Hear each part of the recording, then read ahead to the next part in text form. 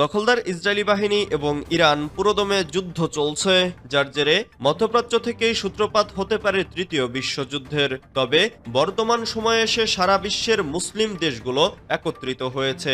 এখন কি যে কোনো সময় থেমে যাবে দখলদার ইসরায়েল, নাকি মুসলিম বিশ্ব বাধ্য হবে ইসরায়েলকে ধ্বংস করে দিতে? দর্শক, আমাদের হাতে এসেছে সর্বশেষ ভয়ঙ্কর সব আপডেট আন্তর্জাতিক সংবাদ। প্রথমেই জানিয়ে দিব সংবাদ শিরোনাম। গাজায় গণহত্যা চালাচ্ছে ইসরায়েল, বলেছেন সৌদি যুবরাজ। এরপর জানিয়ে দিব ইসরায়েলের ড্রোন হামলা, দাবি ইরাকের ইসলামিক রেজিস্ট্যান্সের। এদিকে মার্কিন সহায়তায় পশ্চিম তীর দখলে নেওয়ার পরিকল্পনা ইসরায়েলের, কোন পথে এগোবেন ট্রাম্প? এরপর জানিয়ে দিব রাশিয়ার সঙ্গে আরো শক্তিশালী সামরিক চুক্তি উত্তর কোরিয়ার।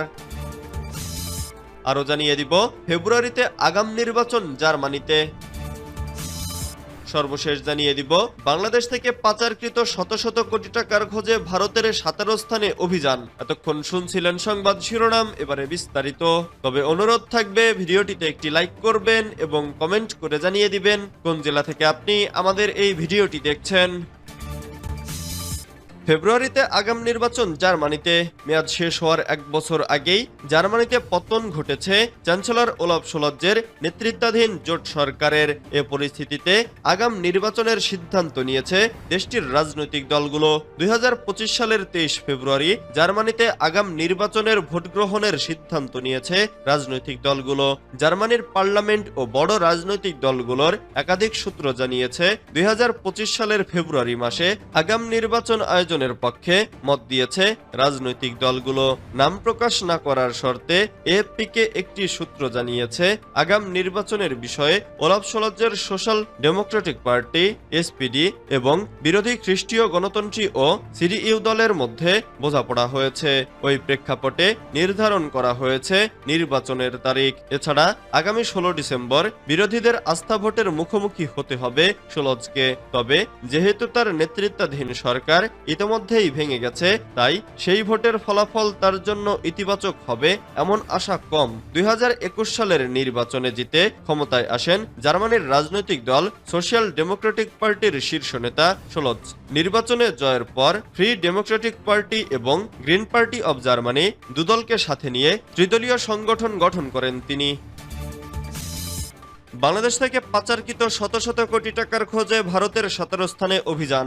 গত 5 আগস্টের পর বাংলাদেশ থেকে শত শত আওয়ামী লীগ নেতাকর্মী বৈধ ও অবৈধ উপায়ে ভারতে আশ্রয় নিয়েছে। রাতারাতি দেশ ত্যাগ করলেও ভারতে এসে কেউই নেই অর্থ সংকটে। পরিচিত ও আত্মীয় স্বজনের মাধ্যমে ভারতে আগে থেকে গড়ে তোলা সম্পদ ও বর্তমানে বাংলাদেশ থেকে হুন্ডির মাধ্যমে নিয়ে যাওয়া টাকায় বহাল তবিয়তেই রয়েছেন তারা। সম্প্রতি বাংলাদেশ থেকে শত শত কোটি টাকা ভারতে পাচারের মাধ্যমে নিয়ে আসার অভিযোগে ভারতের অন্তত 17টি জায়গায় সোমবার 11 নভেম্বর সকাল থেকে চলছে দেশটির কেন্দ্রীয় তদন্তকারী সংস্থা এনফোর্সমেন্ট ডিরেক্টরেটের অভিযান। ভারতে 17টি জায়গার মধ্যে পশ্চিমবঙ্গেই 12টি জায়গায় চলছে ইডির অভিযান। জানা গেছে ঝাড়খণ্ডের একটি মামলার সূত্র ধরে পশ্চিমবঙ্গের মধ্যগ্রাম এলাকার বাসিন্দা পিঙ্কি বসু নামে এক নারীর সন্ধান পায় ইডি। ইডির অভিযোগ সাম্প্রতিক সময়ে শত শত কোটি টাকা হুন্ডির মাধ্যমে বাংলাদেশ থেকে ভারতে পাচার করেছেন এই নারী। ইসরায়েলের ড্রোন হামলা, দাবি ইরাকের ইসলামিক রেজিস্ট্যান্সের। মধ্যপ্রাচ্য জুড়ে বেড়েই চলেছে উত্তেজনা। 1 বছরের বেশি সময় ধরে চলছে সংঘাত ও অস্থিরতা। এমন পরিস্থিতিতে ইসরায়েলের সামরিক অবস্থানকে নিশানা করেছে ইরাকের প্রতিরোধ যোদ্ধারা। মঙ্গলবার 12 নভেম্বর আল জাজিরার এক প্রতিবেদনে এ তথ্য জানানো হয়েছে। সামাজিক যোগাযোগ মাধ্যম টেলিগ্রামে এক পোস্টে ইরানপন্থী ইরাকের ইসলামিক রেজিস্ট্যান্স জানিয়েছে তারা দখলকৃত অঞ্চলের দক্ষিণে ইসরায়েলি সামরিক লক্ষ্যবস্তুকে নিশানা করে ড্রোন ছুড়েছে। প্রতিবেদনে বলা হয়েছে ইরাকের প্রতিরোধ যোদ্ধারা ড্রোন হামলার দাবি করলেও তাদের লক্ষ্যবস্তু সম্পর্কে বিস্তারিত কোনো তথ্য জানা যায়নি। গোষ্ঠীটি জানিয়েছে দখল প্রতিরোধে আমাদের দৃষ্টিভঙ্গির ধারাবাহিকতা এবং ফিলিস্তিন ও লেবাননে আমাদের জনগণের সমর্থনে এ হামলা চালানো হয়েছে। এদিকে ইসরায়েলি সামরিক বাহিনী জানিয়েছে পূর্ব দিক থেকে আসা একটি ড্রোনকে বাধা দিয়েছে। এছাড়া অধিকৃত গোলান মালভূমি এলাকায় সাইরেন বাজতে শোনা গেছে। উল্লেখ্য, ফিলিস্তিনের অবরুদ্ধ গাজায় 1 বছর ধরে হামলা চালিয়ে আসছে ইসরায়েল। মার্কিন সহায়তায় পশ্চিম তীর দখলে নেওয়ার পরিকল্পনা ইসরায়েলের, কোন পথে এগোবেন ট্রাম্প? আগামী বছরের মধ্যেই অধিকৃত পশ্চিম তীরকে নিজেদের দখলে নেওয়ার পরিকল্পনা করেছে ইসরায়েল। ইতোমধ্যে পশ্চিম তীরকে ইসরায়েলের ভূখণ্ডের সঙ্গে যুক্ত করার ঘোষণা দিয়েছেন দেশটির অর্থমন্ত্রী বেজালেল স্নোত্রিস। আগামী বছরের শুরুতে সদ্য নির্বাচিত মার্কিন প্রেসিডেন্ট ডোনাল্ড ট্রাম্পের দায়িত্ব গ্রহণকে সামনে রেখে এই বিষয়ে সংশ্লিষ্ট কর্মকর্তাদের প্রস্তুতির নির্দেশও দিয়েছেন তিনি। মঙ্গলবার এই আল জাজিরার প্রতিবেদনে জানিয়েছে এক বিবৃতিতে স্নোত্রিস জানিয়েছেন তারা আশা প্রকাশ করছেন ওয়াশিংটনের নতুন প্রশাসন ইসরায়েল অধিকৃত পশ্চিম তীরের সার্বভৌমত্বের স্বীকৃতি দেবে। এরপরই উদ্বেগ শুরু হয়েছে বিশেষজ্ঞ মহলে। কোন পথে এগোবেন ট্রাম্প, এ নিয়েই চলছে জল্পনা কল্পনা। তবে ট্রাম্পের প্রত্যাবর্তন ইসরায়েলের সমস্ত ইচ্ছা পূরণ করবে এমন নিশ্চয়তা দেখছেন না বিশেষজ্ঞরা। অর্থমন্ত্রীর দায়িত্ব ছাড়াও বেজালেল স্নোত্রিস ইসরায়েলের প্রতিরক্ষা মন্ত্রণালয়ের একটি গুরুত্বপূর্ণ পদও সামলাচ্ছেন। এছাড়া তিনি অধিকৃত পশ্চিম তীর এবং এর বসতিগুলোর প্রশাসনের তত্ত্বাবধানের দায়িত্বে আছেন। সামাজিক যোগাযোগ মাধ্যম এক্সে দেওয়া পোস্টে স্নোত্রিস বলেছেন 2025 সালে হবে জুডিয়া এবং সামরিয়া সার্বভৌমত্বের বছর। গাজায় গণহত্যা চালাচ্ছে ইসরায়েল, বলেছেন সৌদি যুবরাজ।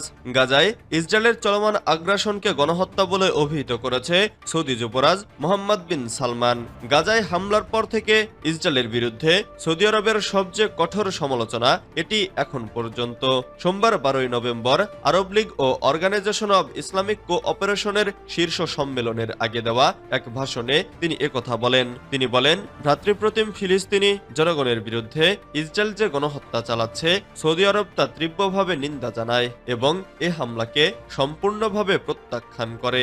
লেবানন ও ইরানে ইসরায়েলের হামলার সমালোচনা করে সৌদি যুবরাজ বলেন, আন্তর্জাতিক সম্প্রদায়ের উচিত ইসরায়েলকে ইরানের সার্বভৌমত্বের প্রতি সম্মান জানাতে বাধ্য করা। তেহরানের সঙ্গে রিয়াদের সম্পর্ক উন্নতির ইঙ্গিত দিয়ে তিনি ইসরায়েলকে ইরানে হামলা না চালাতে সাবধান করেন। সম্মেলনে উপস্থিত অন্যান্য নেতারা ফিলিস্তিনের পশ্চিম তীরে এবং গাজা থেকে ইসরায়েলের পূর্ণাঙ্গ সৈন্য প্রত্যাহারের আহ্বান জানান। এদিকে ইসরায়েলকে গাজায় দুর্ভিক্ষ সৃষ্টি করার দায়ে অভিযুক্ত করে সৌদি আরবের পররাষ্ট্রমন্ত্রী প্রিন্স ফয়সাল বিন ফারহান আল সৌদ বলেছেন, গাজায় যুদ্ধ বন্ধ করতে না পারা আন্তর্জাতিক সম্প্রদায়ের ব্যর্থতা। রাশিয়ার সঙ্গে আরো শক্তিশালী সামরিক চুক্তি উত্তর কোরিয়ার। ইউক্রেন যুদ্ধে উত্তর কোরিয়ার সৈন্য ব্যবহার করছে রাশিয়া, অভিযোগ ছিল ইউক্রেনের। তারই মধ্যে রাশিয়ার সঙ্গে আরো শক্তিশালী সামরিক চুক্তির ঘটনা ঘটল উত্তর কোরিয়ার সঙ্গে। উত্তর কোরিয়ার গণমাধ্যম জানিয়েছে রাশিয়ার সঙ্গে সামরিক চুক্তি আরো জোরদার করা হয়েছে। বলা হয়েছে, তাদের কোনো একটি দেশে যদি সশস্ত্র আক্রমণ হয় তাহলে এক দেশের সেনা অন্য দেশকে সাহায্য করবে। উত্তর কোরিয়ার সরকারি গণমাধ্যম সেখানে প্রকাশিত খবরে বলা হয়েছে, দেশের প্রধান কিম জং উন ইতোমধ্যেই ডিক্রি জারি করে রাশিয়ার সঙ্গে সামরিক চুক্তির এই অংশটি গ্রহণ করেছেন। তার আগে রাশিয়ার পার্লামেন্ট চুক্তির এই অংশটি গ্রহণ করেছিল। বস্তুত রাশিয়ার পার্লামেন্টে কার্যত সর্বসম্মতিক্রমে এই বিলটি পাশ হয়েছে। চুক্তির পরবর্তীত অংশ প্রেসিডেন্ট ভ্লাদিমির পুতিন সইও করেছেন। এর আগে জুন মাসে পুতিন উত্তর কোরিয়া সফরে গিয়েছিলেন। তখনই উত্তর কোরিয়ার সঙ্গে সামরিক চুক্তি সই হয়েছিল রাশিয়ার, যা নিয়ে বিশ্বমঞ্চে যথেষ্ট বিতর্ক হয়েছিল। সেই বিতর্কিত চুক্তি আরো পরিবর্ধন করা হলো। উত্তর কোরিয়ার সেনা ইউক্রেন যুদ্ধে কিছুদিন আগেই ইউক্রেন অভিযোগ করেছিল, রাশিয়ার সীমান্তে ইউক্রেনের সেনার সঙ্গে উত্তর কোরিয়ার সেনার লড়াই হয়েছে।